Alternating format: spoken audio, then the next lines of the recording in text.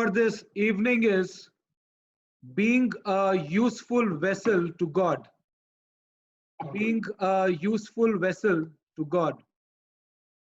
So before we get into the word, a short prayer. Mightyful, powerful, most gracious, most precious Father, beloved Lord, we thank you so much for this blessed day. We thank you, O Father, for bringing us together on this platform, O Lord, to acknowledge Thee, to worship Thee, O Father. Father gracious, it is only because of your grace, O Lord. It is because of the favor which you are giving unto us, O Father, that we are surviving in this world, O Lord. Father gracious, we thank you for the protection, O Lord. Protection of our lives, protection of our families' lives, protection of our relatives' life, protection of our children's lives, O Lord.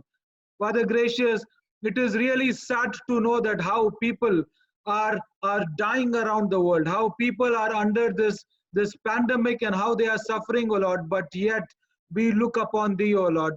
Then we have found favor in Thy eyes, O Father. Father gracious, thank you so much for this blessing. Thank you so much, O Lord God, for this grace which is upon us, O Lord. Father, this evening, as we have gathered together, O Lord, to acknowledge Thy name, to worship Thy name, to hear Thy word, O Lord. Father gracious, let not Satan hinder into any of it, O Father. Let us have a clear thought, a clear mind, a clear heart, O Lord, that your word should touch us, O Lord. Your word should bring in and shake our spirits, O Father, Lord God, that we should get in line, O Lord, with Thy will, Master. Bless us, O Lord God, that this word should bring forth a revelation in our lives, O Lord. In the Master, in the blessed name of our Master, we pray. Amen. So as we read 2 Timothy chapter 2, verse 21, it says, therefore, if anyone cleanses himself from the latter, he will be a vessel of honor, sanctified and useful for the master, prepared for every good work. So this is the theme for the day, to be a vessel for our wonderful God. And the text for the day is from 2 Kings chapter 4, verses 1 to 7. 2 Kings chapter 4, verses 1 to 7. A very, very famous story which we must have heard many a times. So God blesses that as we meditate upon this word, He should open our eyes, especially our spiritual eyes, that we understand this word as per His will, as per His context. So as I read unto you from verse 1 to 7, it says, now the wife of one of the sons of the prophets cried to Elisha, your servant, my husband, is dead. And you know that your servant feared the Lord, but the creditors has come to take my 2 children to be his slave. And Elisha said to her, what shall I do for you? Tell me, what have you in the house? And she said, your servant has nothing in the house except a jar of oil. Then he said, go outside, borrow vessels from all your neighbors, empty vessels and not too few. Then go in and shut the door behind yourself and your sons and pour into all these vessels, and when one is full, set it aside. So she went from him and shut the door behind herself and her sons, and as she poured, they brought the vessels to her. When the vessels were full, she said to her son, bring me another vessel. And he said to her, there is not another. Then the oil stopped flowing. She came and told the man of God, and he said, go sell the oil and your debts, and you and your sons can live on the rest. God bless this word, and God should enlighten us that we should understand what this word will bring. So there are 3 key important things which I want us to understand and to focus upon. As we read this wonderful miracle where there is a prophet Elisha who's there, and then one of the prophets who's dead, and the widow comes down to him and pleading to him, and asking him that if something can be done, if some help can be arranged, because he was owing, he had some creditors to whom he had not paid. And during those times, just to give you a small glimpse, during those times, it was mandatory, if you owe someone and even if you die, your sons have to, in fact, if there is no redeemer, your sons or your family member have to pay for those debts. So ideally, as per the instructions given to Moses, either the kings used to redeem this debt or the family member used to redeem this debt. If not, we both have taken up their hands and they are not doing it, then it is on the sons who have to redeem, who have to pay the debts to the creditors. So here what we see is this widow who is all upset, and she's coming down to Elisha to seek his help. And then the first thing which he's asking her is, what do you have in your house? It's a very big question. It's a very big question for us to understand that what do we have in our house? What do we have in our lives? When we pray to God, we are all a living testimony of his blessings. We are all a living testimony of what God has done in our lives. So when even now, when we come to him in prayer, when we go to him seeking him, when we go to him that God, you should answer us, God, you should bless us, God, these are my things which are not moving forward, God, I need your help, God, I need your intervention in my life, God, I need you to take care of things, God, I want my afflictions to be ended, God, these financial troubles which are there, I want them to be ended, God, these problems which are around me, I want you to end them. These are so many things which we bring forth to his throne every blessed day.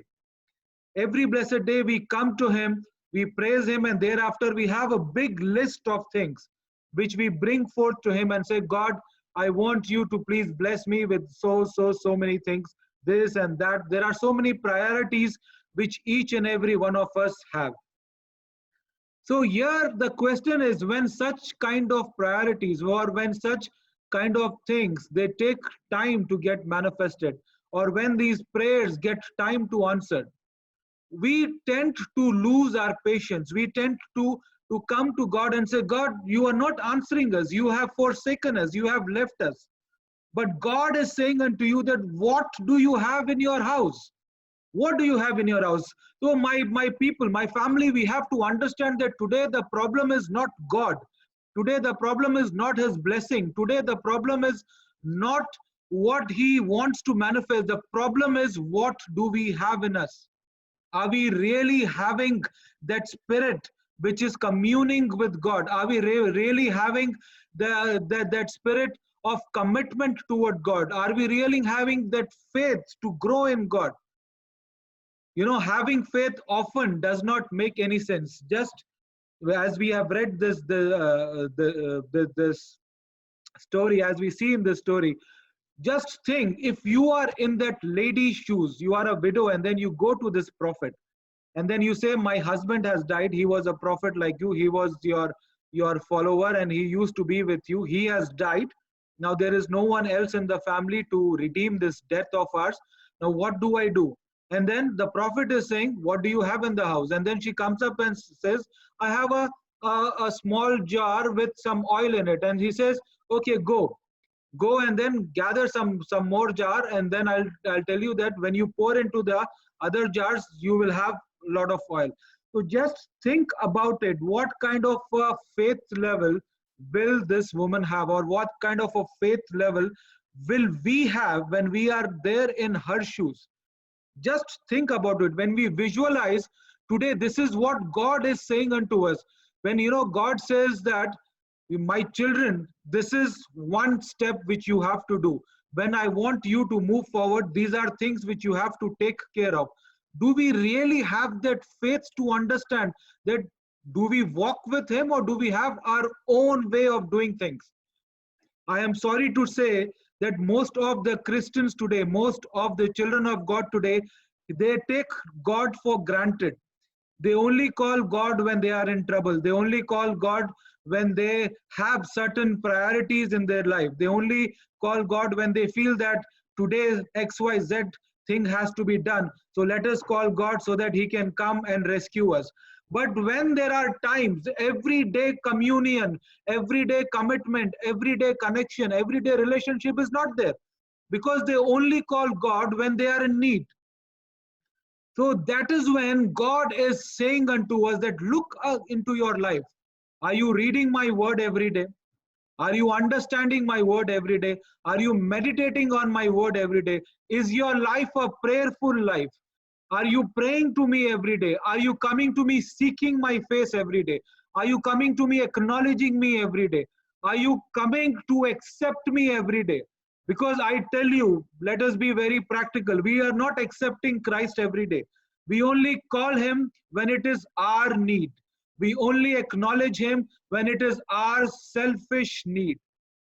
Rest of the time, we are not bothered about him. It's a very factual thing. We are not bothered about him. But if we are even bothered also, we come to his presence only just because of the sake that God, you have done this, so I give a thanks to you. But think about it. When you look into your life, is that thank really a thank coming from your heart?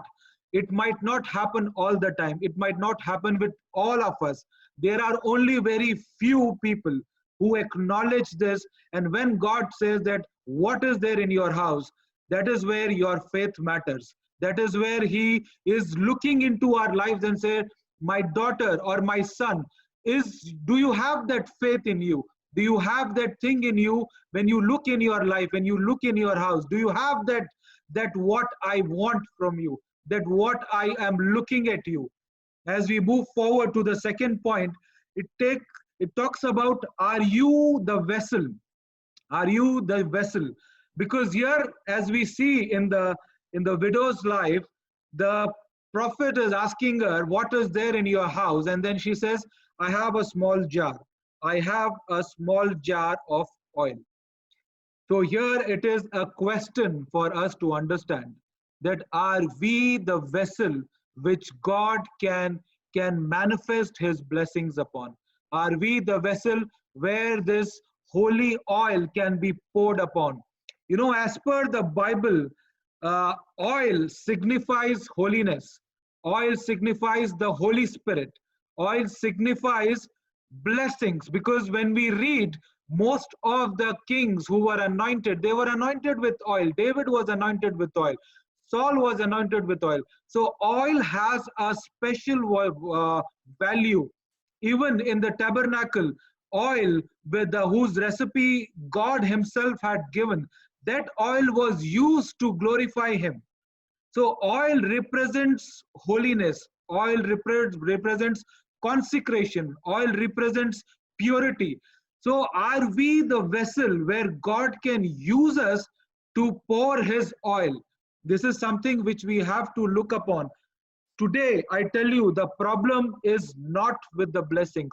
Today, the problem is not with God, what God wants to do in our life.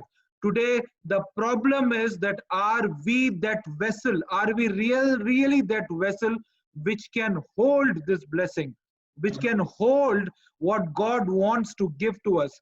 And I tell you, as we read here, that we determine the magnitude of our blessing. It is very, very true. We are the ones who determine the magnitude of our blessing. Today, if we are going to God, today when we are seeking his face, today we are coming to him with our heart desires, today when we are going to him and saying, God, these are my things, please answer me. These are my worries, these are my troubles, please answer me. But he is saying to you, firstly, what is there in your house? Secondly, he says, are you the vessel? Do you have it in you to take this blessing? Are you really that worthy enough to take this blessing with you? Secondly, he is also questioning us that do you have the magnitude? Because here, as Elisha is saying unto the woman, that go and gather as many jars as you can, as many jars as you can borrow from here and there and there and anywhere. So understand, God is saying that the blessing which I am about to pour in your life, the oil which I am giving to you now to consecrate you, the Holy Spirit which I will pour upon your life, the Holy Spirit which will come and touch you, are you the vessel to take that? He is the potter, we are the clay. He molds us, he guides us, he directs us, and then he makes a vessel out of us. But are we the right vessel to be used to glorify his kingdom? Are we the right vessel to magnify his name? Are we the right vessel to take that holy anointing upon us? Are we the right vessel to acknowledge and accept the Holy Spirit? I tell you, family, that if we do not have the Holy Spirit in us, if we do not get anointed with this oil, if we do not get anointed with this blessing, we will not enjoy the full magnitude of His kingdom. We will not enjoy the full magnitude of His blessing. His blessing is abundant. His kingdom is massive. Just imagine the life which we are living in this earth is very short, is very small, but He's promising us eternal life. That eternal life where there is no death, there is no sorrow, there is no cry, there is no trouble, there is nothing which is misfit. Everything is a blessing. Every blessed day, imagine you are standing right face to face with the living Lord. You are worshiping Him. You are among those who are enjoying that spirit of His. Just imagine that when we see that eternal life, how glorified we will be, how magnified we will be. That is the magnitude of His blessings. That is the magnitude of His blessings. Because the anointing which He is giving to us, it depends on us that how far can we take it? How can we fill that spirit in us? How much can we take? Because He will not seize the blessing. He will not seize the oil. He will not seize. It is only the vessel which matters.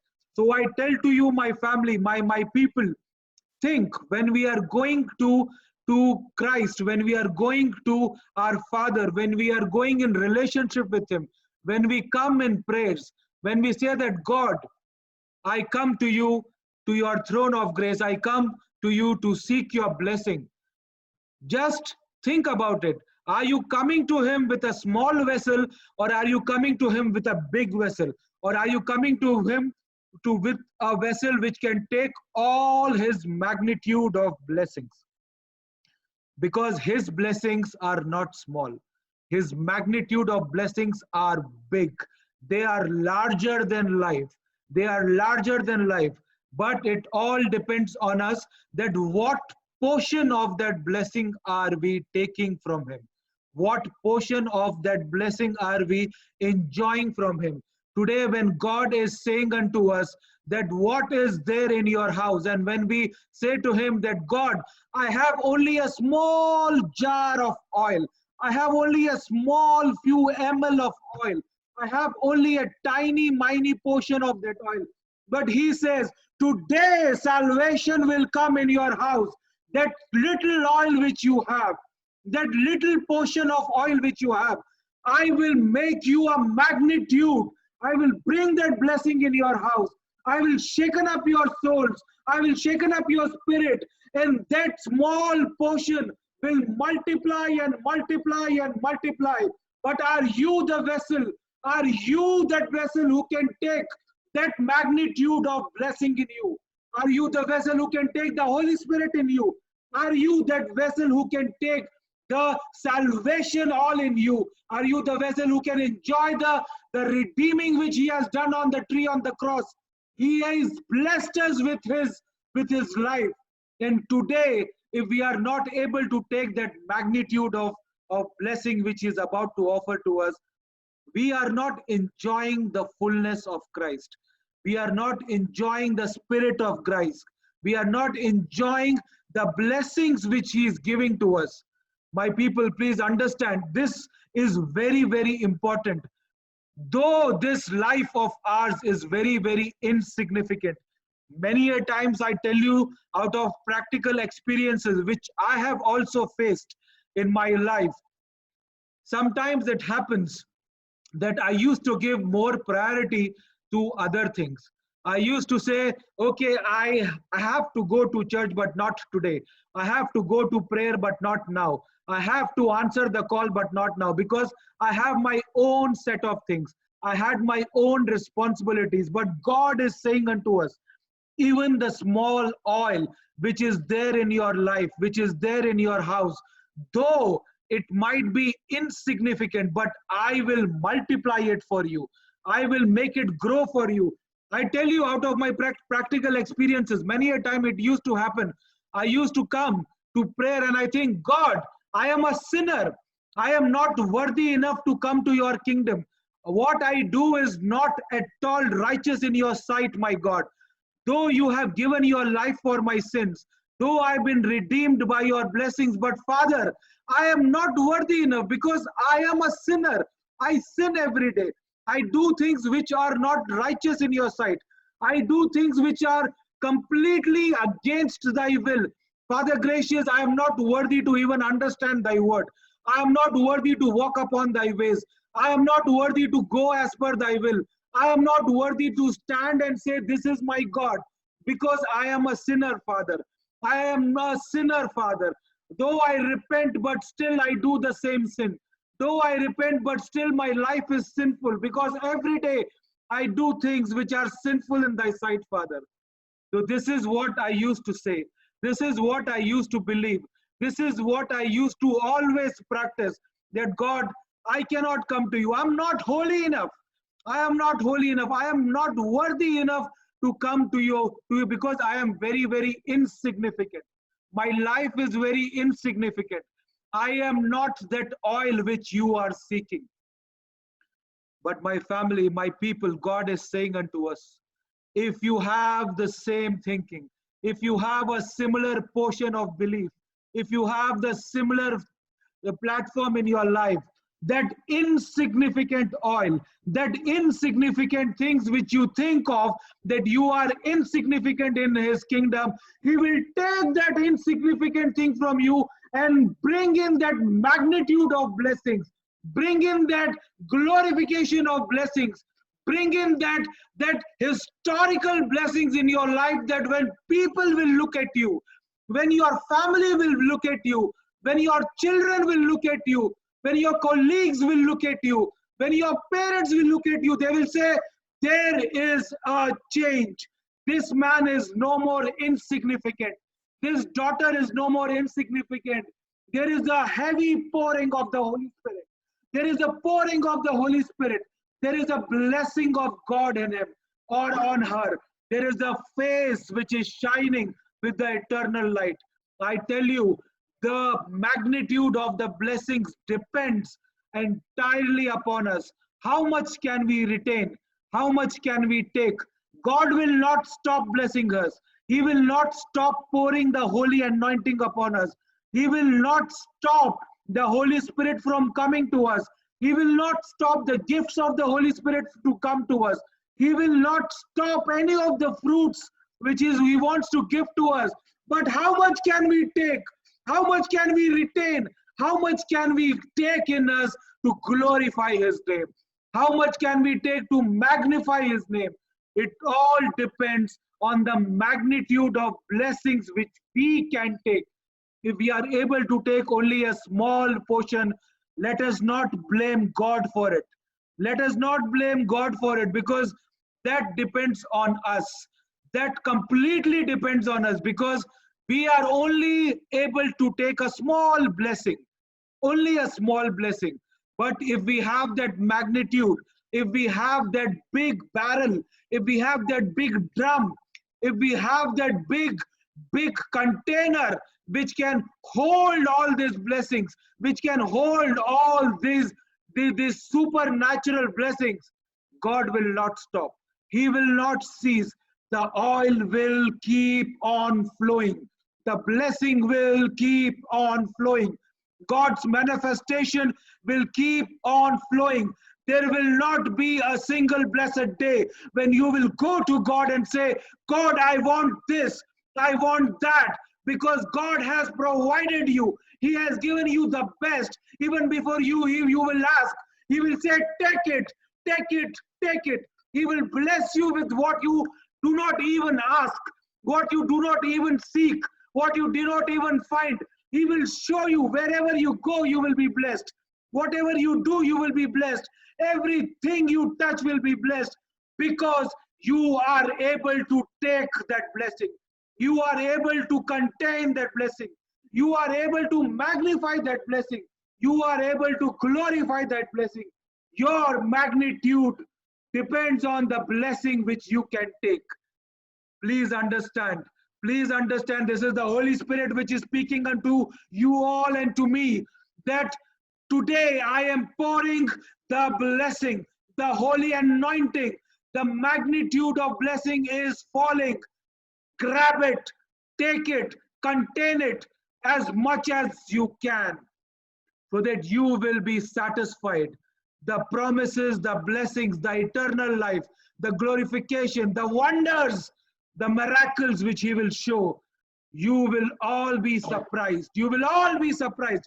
Write it down in your book that the magnitude of your blessings only depends on what you can take. If you have that thing, if you can contain that magnitude, God will never cease. God will never ever cease. As we move forward to the last one, it talks about that, are you empty and are you clean? As I read this small text to you, it says that you must empty out the dirty water before you fill the pitcher with clean. We have all experienced, even in India, when especially during my days, and I'm sure most of our brothers and sisters know this, we used to fill water. We used to fill water in the pots in our houses then, because the mindset of mineral water was not there as we are drinking now. We used to get the tap water, which used to be considered as mineral water. So we all used to drink that water. Even at my place, I used to drink that water. And we used to get up early in the morning to fill our pots, to fill our containers with that clean water. But to do that, as we all know, we have to empty the dirty water, throw it away, and then clean the vessel, clean the jar, clean the pot, and then fill the fresh water. That is a basic thing which we all do. In the same way, when we require that Holy Spirit to come upon us, when we require that blessing to get manifested in our life, when we require God's presence to fall on this life of ours, firstly, we have to empty ourselves. Firstly, we have to empty ourselves, because the Bible is very clear in saying that we cannot serve two masters. We cannot have money and we cannot have God at the same platform. We cannot have Satan and we cannot have God at the same platform. We cannot have our other priorities and God at the same platform. You have to choose one. Joshua said, today is the time to decide. Joshua said, today is the time to decide. Choose whom you have to choose. As for me and my house, will serve the Lord. As for me and my house, will glorify the Lord. As for me and my house, will magnify the Lord. How many of us do we have this in us?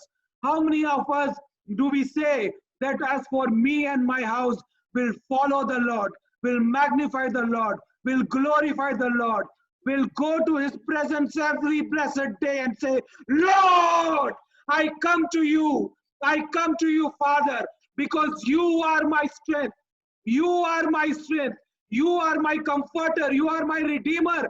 Salvation comes from thee. You are the one who promises the eternal life to me, Father. Answer to us. When we look upon our lives, we will know. When we look upon our lives, we will know that what are we doing? What are we doing? Because are we empty? Are we empty? Are we empty? Or are we half full? Or are we half full? It is very important to empty ourselves. It is very, very important to empty ourselves. When we do not surrender to him, we cannot enjoy the magnitude of his blessings. We cannot enjoy the glorification which he wants to give to us. We cannot enjoy The real blessing. Materialistic things are nothing. When we pray to God for financial support, when we pray to God for health, when we pray to God for X, Y, Z, they are all materialistic. For God, all these things is just a flick of his finger. He can do it immediately. But why does he take time? Why does he take time? He takes time because he wants us to surrender. He wants us to empty ourselves. He wants us to come to his presence, taking away every doubt, taking away every spirit, taking away every problem which is hindering in that communication, which is hindering in that establishment of that relationship, because God wants us to have an intimate relationship with him. God wants us to have an intimate relationship with him. He doesn't want a phone a friend kind of a relationship that anytime you pick up the phone, check your contact list. Okay, today I want to talk to this. I want to gossip with XYZ. You just call that person and say, hi, how are you? And then we start gossiping. No, God doesn't want that kind of a relationship. He wants us to commune to him. He wants us to be intimate with him. He wants us to understand that he has created us for a purpose. He wants us to understand that we are not created for fun's sake.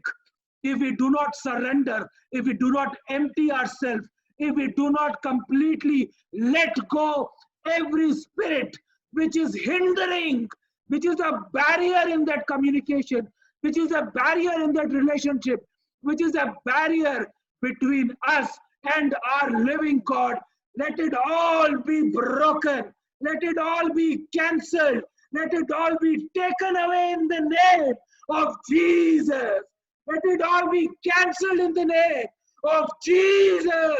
I manifest blessings in your life. I manifest glorification in your life. I manifest God's supernatural in your life. But my family, let go of all that which is hindering in that relationship. Let go of all that which is coming between you and your God. Let go of all the barriers which are stopping that spirit to enter in you. Because God has promised. Jesus says, I am giving you a comforter. I am giving you a spirit to comfort you, to answer you, to be with you, to bless you. Why are we so tired today? Why do we come to God seeking so many questions?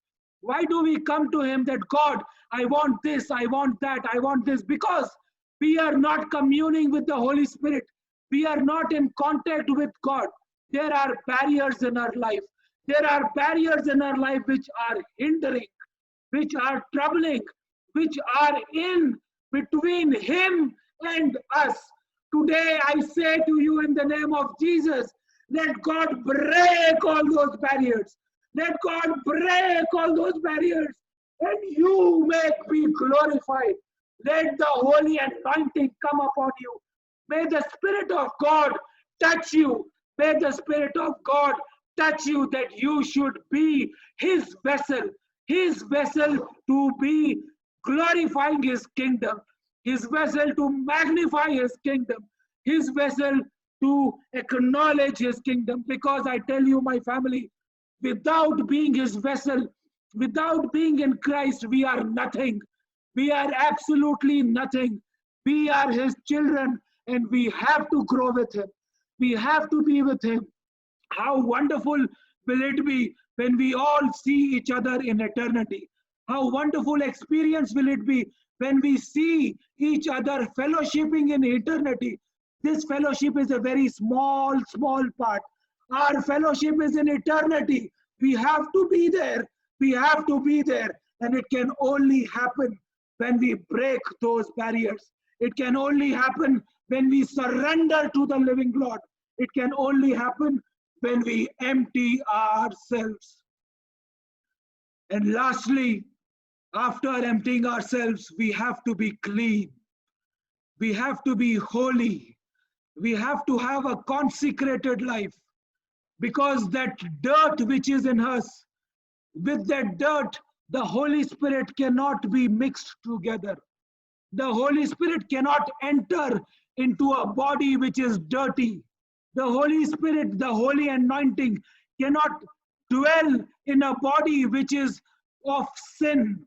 The Holy Spirit cannot enter into a body which is defiled. Please understand, when we fill that water, when we are filling the living water, we have to empty ourselves. We have to remove the dirt. We have to remove the sin. We have to remove it by praying to Him that God should cleanse us. We have to repent for all our transgressions, that God should cleanse us. He should cleanse our lives. And I tell you that when this cleansing is done, when this repenting is done, the magnificent blessings, the magnitude of blessings will come upon us. I tell you that there are so many of us, though we are in Christ, though we call ourselves our Christians, though we say that we love our Father, but as we look into our lives, what are we doing? What are we doing? We are not acknowledging Him because we are not surrendering to Him. Why we are not surrendering to Him? Because we are in this world. We are living as per the doctrines of the world. We are following the world. We are following the rules and regulations of the world. We are following what the world is offering us. We are following what other people are doing. We are following the pagans. We are following the idol worshippers. We are following those who are not in line with the will of God. God said to Joshua and to Moses that when you enter into the promised land, do not follow what those people are doing. Do not follow them. Do not abide by their practices. That is what we are doing today. We are abiding by the practices of this world. We are following the world. We are following what the world is offering us.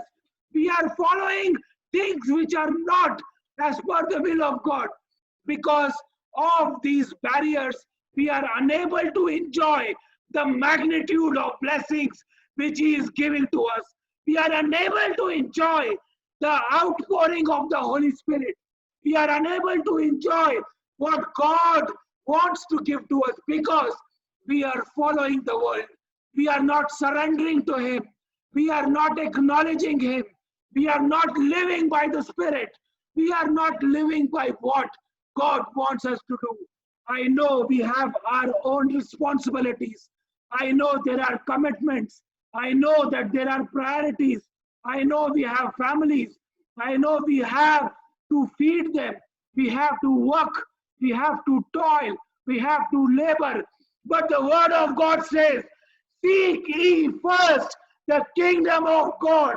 Rest all shall be added unto you. My family, when we seek the kingdom of God, when we seek His blessings, when we seek what God wants us to do, rest all will be added. Rest all will be coming unto us. And we will not be able to hold because our containers are small. Our vessels are small. We only have little oil. We only have small things to hold. But God is saying, my blessings are big. They have big magnitude. My Holy Spirit is big. My anointing is big. Can you take them? Can you contain them? Can you take it in you? For that, we have to empty ourselves. Just think, if a pot which already has water in it, if you fill the fresh water in it as well, what will happen? You will not be able to store more of fresh water because already there is water inside. Jesus is saying unto us, I am the living water. I am the living water. Whoever believes in me, living water will flow from their life. Living water will flow from their life. We will be the living water. We will be the living water. When he says this, all he wants to say to us, that when we believe in him, when we take that living water in us, living water will flow from us. The spirit of holiness will flow from us. And that spirit will touch other lives. That spirit will touch our family. That spirit will touch our children. That Spirit will touch our colleagues. That Spirit will touch our friends. That Spirit will touch each and every one. Wherever we go, it will be a blessing. Whatever we do, it will be a blessing. Whatever we are in, it will be a blessing. Then no more we will come to the throne of His grace and say, God, I want this help. God, please do this for me. God, I want this to be done, because we are seeking His kingdom, and everything will follow automatically. Every blessing will come by its own. Every grace will come by its own. Every favor will come by its own. You will not be able to hold it. You will not be able to contain it unless you empty yourself, unless you clean yourself, unless you repent, unless we repent. Please understand that God wants to bless you. God wants to give His glory. God wants to give His holy oil, His holy anointing. The Holy Spirit is coming, but we are not able to take it. Why? Because there are barriers. There are barriers. There are barriers. Surrender. Surrender unto the living Lord. Surrender. Surrender that He takes control. He takes control of our lives. He takes control of our lives. What is the takeaway for this evening? The takeaway for us for this evening is